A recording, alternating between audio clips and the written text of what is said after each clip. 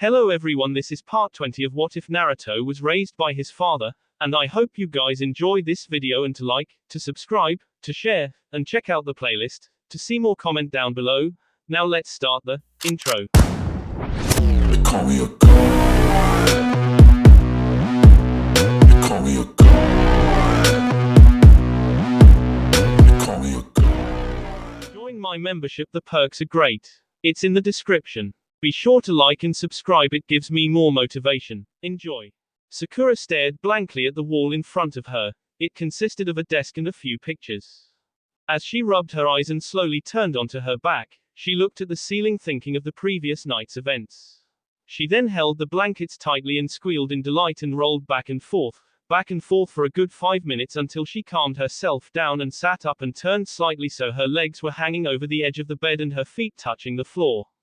Sakura could clearly remember everything that happened the night before.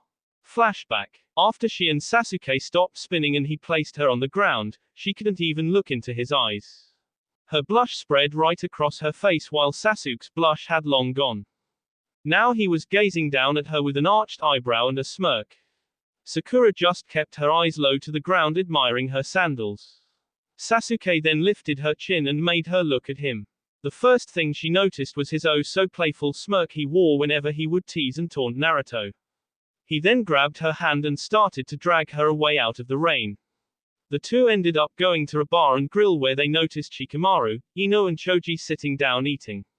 They invited them right away. Sakura sat next to Shikamaru and on her other side was Sasuke, while Ino and Choji sat on the other side. "What brings you two here?" questioned the Shadow Master as he tilted his head to the left to look at the two drenched ninjas. "Sake, lots and lots of sake," muttered Sakura as she looked straight ahead to the space between Ino and Choji. "Sakura, you never drink. What were you two doing, anyway? You're soaked. You had to have been out there for a while," said Ino as she looked at her friend. Started Sakura until Sasuke cut her off. "Training. Is training all you two ever do?" questioned Choji. "Pretty much. Unless you count the lack of missions we've been getting," said Sakura. "You two? There haven't been any missions lately for us either. It's as if everyone is behaving. The only ones getting the missions now are Genin and Chunin," said Ino as she glared at nothing. "Aren't you a Chunin, Ino?" asked Sakura as she gazed at the blonde. "Shut up, forehead girl." The three males looked blankly at what just opened up before them. Ino pig. Forehead. Pig. Forehead. Pie sake. Wait, what? said Ino, confused, as she looked at Sasuke, who had shoved the sake bottle in Sakura's line of vision, causing her to forget everything and grab the tiny bottle and pour some into the small cup. Was Sasuke's only reply as he gave a low sigh and watched her drink it up in a matter of minutes. "So, were you two out to see Jiraiya yet?" asked Shikamaru, causing Ino and Choji to look at him oddly. "No. Why?" asked Sakura as she put down the bottle and looked at the brunette. "To ask about Naruto," he said plainly as he looked outside. "He went across the ocean, didn't he?" asked Sakura as she looked at him. He lamely tilted his head back towards them and gave a sigh, already knowing one of them either heard their conversation or the one Jiraiya had with the Hokage. "From what I heard, he went across in search for help." "Shikamaru, why didn't you tell any of us about this?" Ino snapped. "Because he told me not to. The Kazekage will be here next week." "Gaara. Yeah. What does that have to do with?" "He knows more about Naruto and the situation than Jiraiya and me. Even more than the Hokage. But why is he coming here?" "Don't know. Something big's going to happen, though. By the way, there haven't been any missions lately. It's as if everyone's afraid to make a move. Haven't you noticed that there aren't any outsider ninjas coming in the village lately? Sasuke, you've noticed, haven't you? Even the Chunin exams didn't have a high attendance rate this year," Shikamaru stated as he gazed at Sasuke. "I noticed that, too. I thought I just wasn't paying much attention. But now that you say you've noticed it, I don't know what's going on. But something is going to happen soon," Sasuke concluded as he looked at the small bottle in front of him. "I really shouldn't drink this," giggled Sakura as she finished her fourth bottle.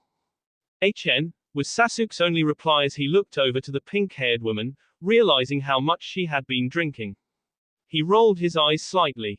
"Sakura, Let's go, said Sasuke as he motioned for her to follow. I'm fine, I think I'll have another. Sakura, said Sasuke sternly as he looked down at her. He kissed me. Twice, Sakura stated randomly, causing Ino, Chuji and Shikamaru to look at her with widened eyes and then all look at Sasuke who had a bad eye twitch going on. He what? Ino asked incredulously as she looked at Sasuke. You heard me, Ino pig. He kissed me once, and then I kissed him back. We weren't training, actually. We were talking, said Sakura as she smirked at the look on Ino's face and swirled her small bottle. It's time to go, said Sasuke, not caring if he had to drag her out of there. All he wanted was just to shut her up. As he pulled her out of the booth and left some money on the table, he quickly walked away without any explanation as he dragged the staggering drunk. Was she telling the truth or? Don't know, don't care.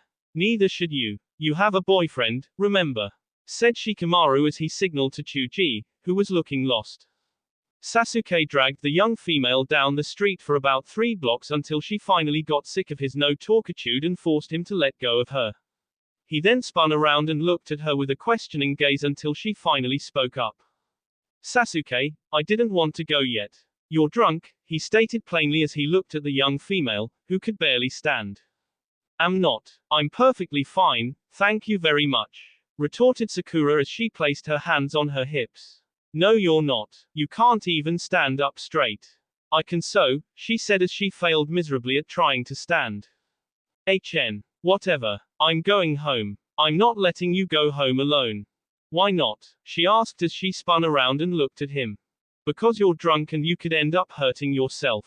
Oh, and you're going the wrong way. I will not hurt myself. I can handle myself fine. And I was taking a shortcut. I was. In the opposite direction, towards the training grounds. I might want to do some training. Just let me take you home. Why? Because someone could easily take advantage of you right now. They could not, she stated. Sasuke, said Sakura as she walked up to Sasuke. Her body instantly got closer to his and she stared right into his eyes, their lips only inches apart. Quote. Would it bother you if someone else were to touch me, and hold me, and feel me? She questioned as she grabbed his hands, placed them on her hips, and leaned in even closer, if that was humanly possible. He had no answer. If it had been lighter outside she would have noticed the small tinge of red appear on his cheeks. Well, she asked, let's just go. You know Sasuke, you're the only one I'd let see me anyways, she said in a seductive manner as her lips brushed against his and her hands felt his chest through his black shirt that was visible through his open vest. His eyes slightly widened at her words as she grabbed his hand and started to walk towards the direction of her home. They made it there in less than 20 minutes. Sakura was forced to stop at the entrance of her home as Sasuke instantly stopped. She turned her head slightly and looked back at him. What's wrong? Sorry, he said as he took his hand away. He slowly and turned around and continued to walk away until he stopped, realizing that she was still there. He looked back for a second before returning on his given path. End of flashback.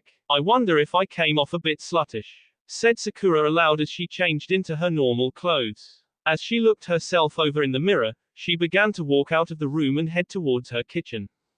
As she passed the living room, she noticed someone on the couch. As she came closer to it, she gave it a nudge. It gave no response. She gave a slightly harder nudge, still got nothing. She instantly pushed it off to find Sasuke on the floor, bleeding. Sasuke! Yelled Sakura as she knelt down to him, instantly and looked him over. His gut was bleeding badly, while his breathing, on the other hand, was slowing down each passing second. She grabbed a hold of him, put him on his back, and quickly tore off his shirt and vest, using some chakra to cut open his shirt. As she examined his wound, she began to heal him. She stopped and used a few hand seals to summon a subordinate slug of Katsuya's and demanded that it go get the Hokage and a medical team. As she watched it scurry off, she noticed the window was opened widely and a blood trail was headed towards her room, but it only seemed to make it as far as the couch. Sasuke must have collapsed there. That's it? Questioned the blonde as he looked at the small hut on the side of the shore along with a lot of burned down and run-down huts. It appeared to look like no one had been there for years. Yeah, that's it, confirmed the two teenagers as they looked at Naruto, then back to the hut. You're positive he lives there? We've been spying on him for years. This is where we leave you. He doesn't like people. See you later, Naruto, they said as they left, leaving the blonde as he looked at the hut. What do you mean? You have been spying on him for hey? Don't just leave, yelled the blonde as he finally noticed the two had gone. Bye, they shouted from the distance. Well, I better heal up soon.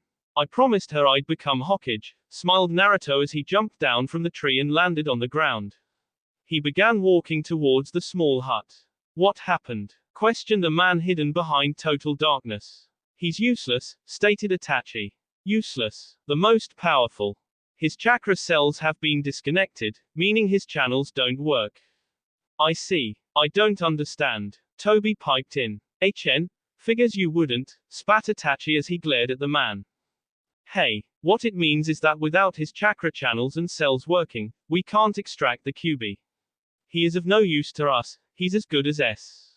There's no point in going after him anymore, stated the leader as he slowly started to vanish in the hologram. Itachi turned around and started walking away. But, he went for help, didn't he? And how can you be sure he can't use chakra?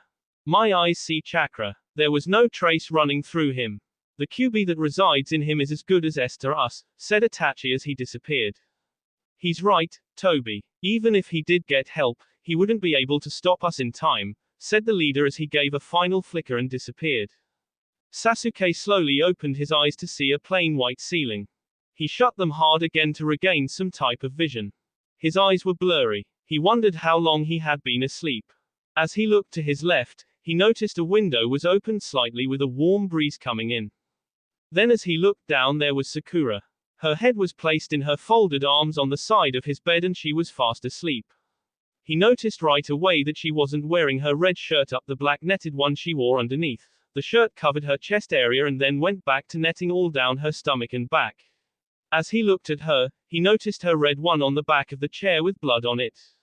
His eyes stared at it for a few minutes until he realized it was his blood. He then looked back at her. Her hands had white bandages on them, her hair was a stylish mess, and her face had tear stains coming down from her eyes. Sasuke then slowly started to sit up without moving the blankets so she wouldn't wake up and looked around the room. It had 3 more beds inside it, all completely white with a curtain surrounding each one, and a single door. He looked back down to the pink-haired female and he was about to get up when she started to move around. Sasuke, she mumbled as she turned her head to the left.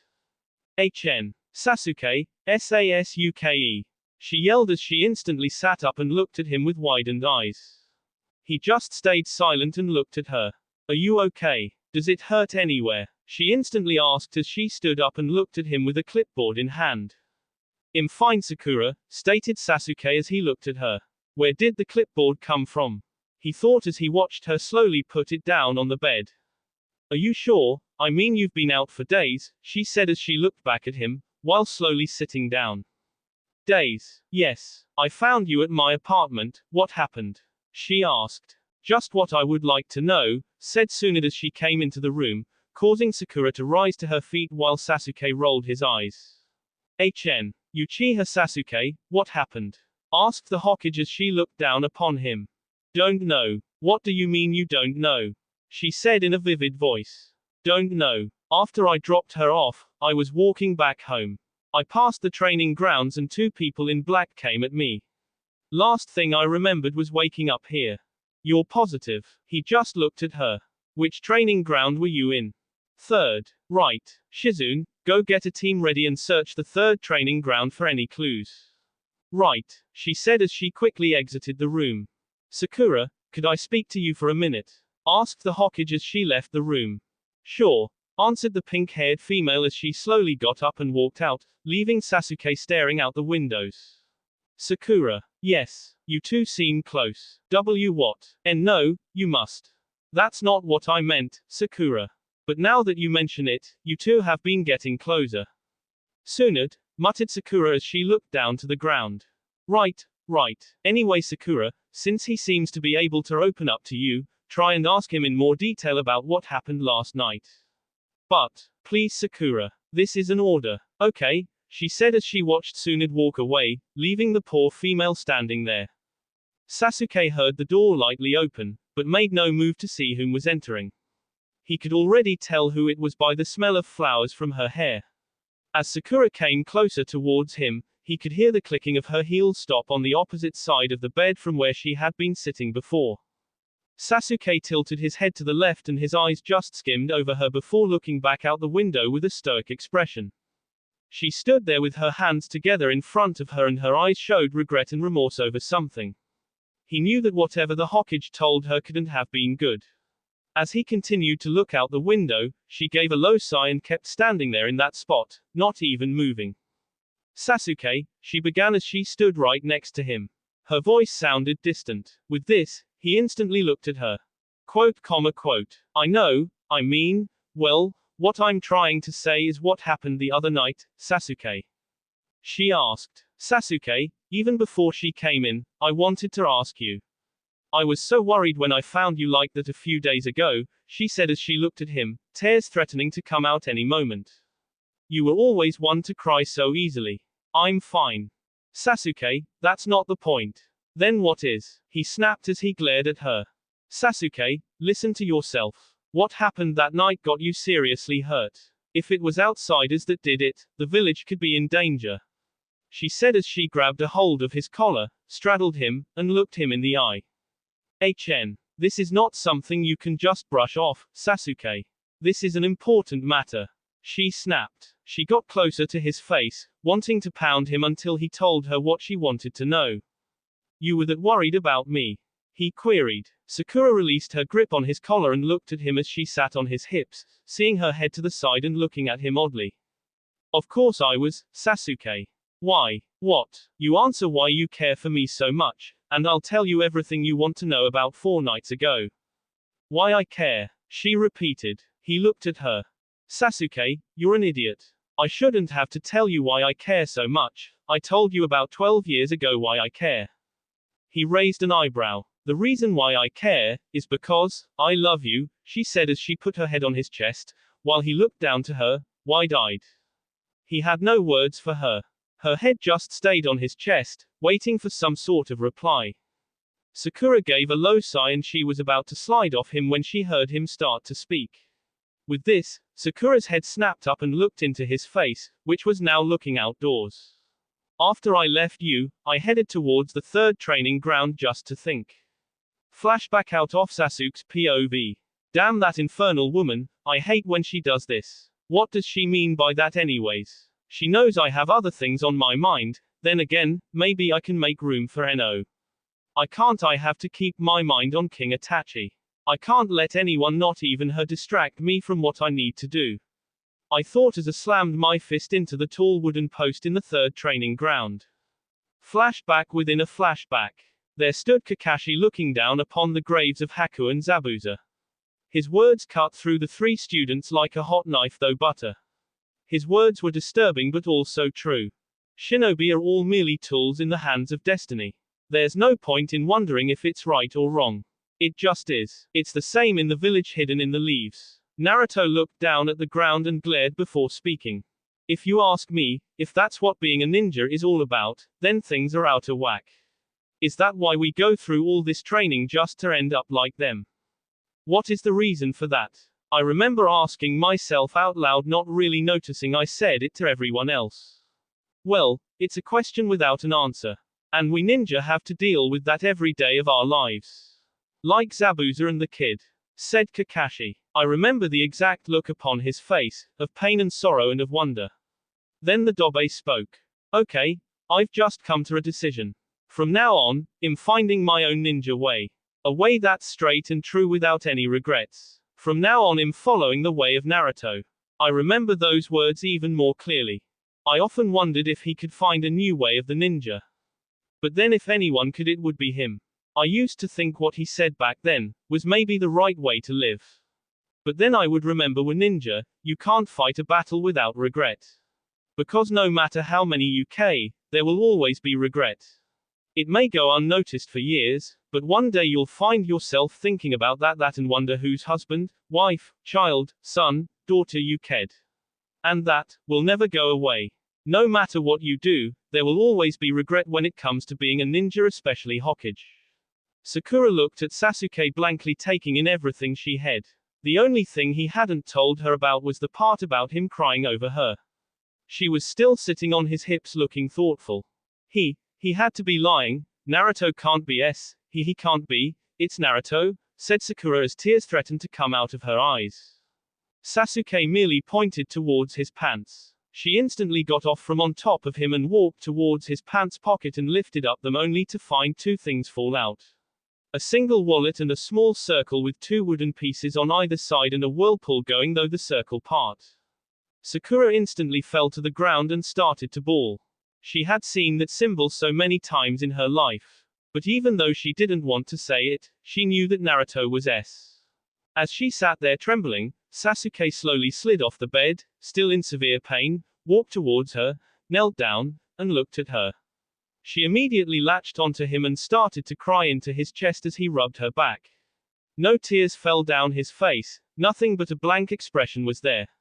As he looked down at the female, the reality of the situation hit him. Uzumaki Naruto was S. His best friend, his teammate, his rival, was S. X. That will be all for this video. Be sure to like, subscribe, share, and comment down below for more videos. Goodbye.